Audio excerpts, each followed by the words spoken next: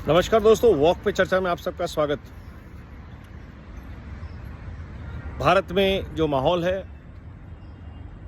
एक है विचारधारा जो परिवारवाद और भ्रष्टाचार की है, और एक है विचारधारा जो राष्ट्रवाद और सुशासन की है, स्वराज की है, सुराज की है। विचारधाराओं के खेल में एक विचारधारा हमको भटकाने की कोशिश करती है, जाति धर्म के मुद्दों पे, क्षेत्रवाद के मुद्दे पे, ओबीसी के मुद्दे पे, जॉब्स के मुद्दे पे।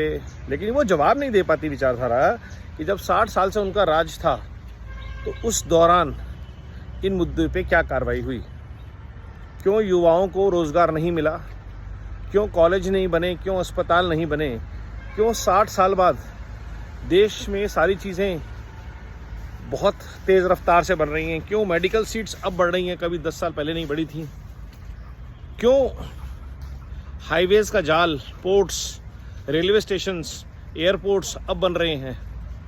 60 साल पहले, पिछले 60 साल में 2014 तक इसकी रफ्तार क्यों नहीं थी इतनी?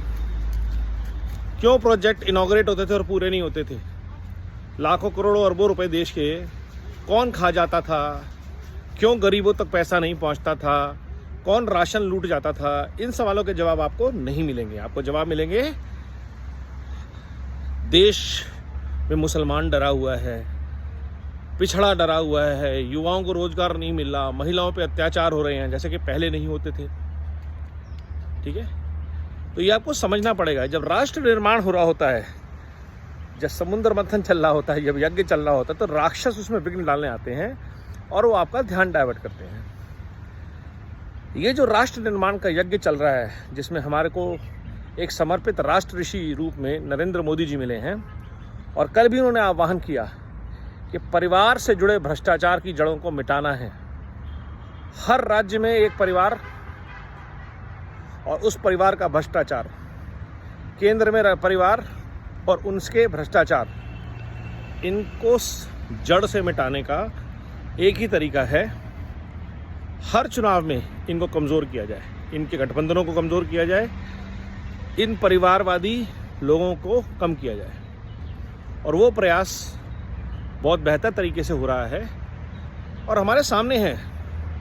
गुजरात में कोई परिवार मुख्यमंत्री नहीं बनता, उत्तर प्रदेश में कोई परिवार मुख्यमंत्री नहीं बनता भाजपा में, और उसका नतीजा हम देख रहे हैं। एक बीमारू राज्य उत्तर प्रदेश ट्रांसफॉर्म हो जाता है 7-8 साल में, और वहीं के बगल में बिहार है जहाँ पे सुशासन बाबू का राज है, लेकिन उनको परिवारवाद ने जकड़ लिया फिर से, तो उसका बर्बाद है, बिहार फिर से बर्बाद है। तो ये हमें एग्जाम्पल्स हैं हमारे सामने। अगर आप एक सकारात्मक सोच के साथ राष्ट्र निर्माण में लगे हैं तो उसका क्या प्रभाव हो सकता है, और अगर नकारात्मक सोच के साथ लगे हैं तो उसका क्या प्रयास होगा। ये एग्जाम्पल्स हैं हमारे सामने लाइव। सबसे बड़ा एग्जाम्पल हमारे सामने फिर से अरविंद केजरीवाल जी, जो कहते हैं मोदी जी भ्रष्टाचार में सिर से पैर तक डूबे हुए हैं, और वो खुद जवाब नहीं दे पा रहे कि उनके एक राघव चड्ढा जी करोड़ों रुपए की शादी कैसे कर रहे हैं, कहां से आ रहा है पार्टी के पास फंड्स। क्यों अरविंद केजरीवाल जी के साथ कर्नाटका में, महाराष्ट्र में, हर जगह पंजाब का सीएम और पंजाब की सिक्योरिटी रहती है? क्या पंजाब के रिसोर्सेज का दिल्ली के मुख्यमंत्री द्वारा इस्तेमाल करना भ्रष्टाचार नहीं है? और क्योंकि केजरीवाल जी अब कांग्रेस, लालू और सब भ्रष्ट लोगों के साथ मिल गए हैं, अब उनको वो भ्रष्टाचार दिखाई नहीं देता, उनके लिए भी सांप्रदायिकता बढ़ा गया। तो जैसा कि मैंने कहा, ये आपको बहलाएंगे, फुसलाएंगे, इधर उधर घुमाएंगे, बट मुद्दे पे बात नहीं करेंगे। मुद्दा ये है कि भारत को लूटा है भ्रष्टाचार ने। पहले अंग्रेज़ों ने लूटा, फिर अंग्रेज़ों के दिए गए गुलामों ने और उनके परिवारों ने लूटा। और जो प्रथा गांधी परिवार से शुरू हुई थी, वो हर राज्य में, चाहे वो शरद पवार का परिवार हो, चाहे वो ठाकरे परिवार हो, चाहे वो कलानिधि का परिवार हो, चाहे वो यादवों का परिवार हो, फैलता रहा। जहाँ पे परिवारों से परिवार को सत्ता का हस्तांतरण हुआ, पार्टी का हस्तांतरण हुआ, और उसने बीज बोए भयंकर भ्रष्टाचार के, जिसका रिजल्ट आज तक भारत भुगत रहा है। तो अगर परिवार के भ्रष्टाचार से पानी हो मुक्ति, तो नरेंद्र मोदी हैं इकलौती युक्ति। भ्रष्टाचार पे होगा करारा प्रहार जब आएगी फिर एक बार नरेंद्र मोदी सरकार।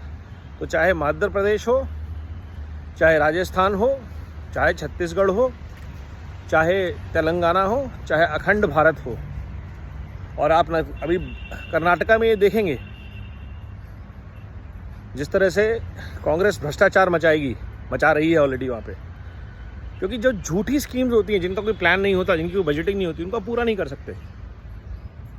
सरकार ने सबका साथ सबका विकास के लिए जो स्कीम्स बनाई हैं वो बेनिफिट पहुंच रहे हैं सब तक। लेकिन जब आप स्कीम सिर्फ पॉलिटिकल गेम्स के लिए करते हो, वोट बैंक की राजनीति के लिए करते हो, तो लोग देख लेते हैं, फ़ायदा उठा लेंगे, बट अल्टीमेटली पीपल सफ़र। दिल्ली एक एग्जाम्पल है, कर्नाटक दूसरा एग्जाम्पल है, राजस्थान तीसरा एग्जाम्पल है। बचिए, जुड़िए भ्रष्टाचार के विरोध में, परिवारवाद के विरोध में। धन्यवाद। वंदे भारत, जय हिंद।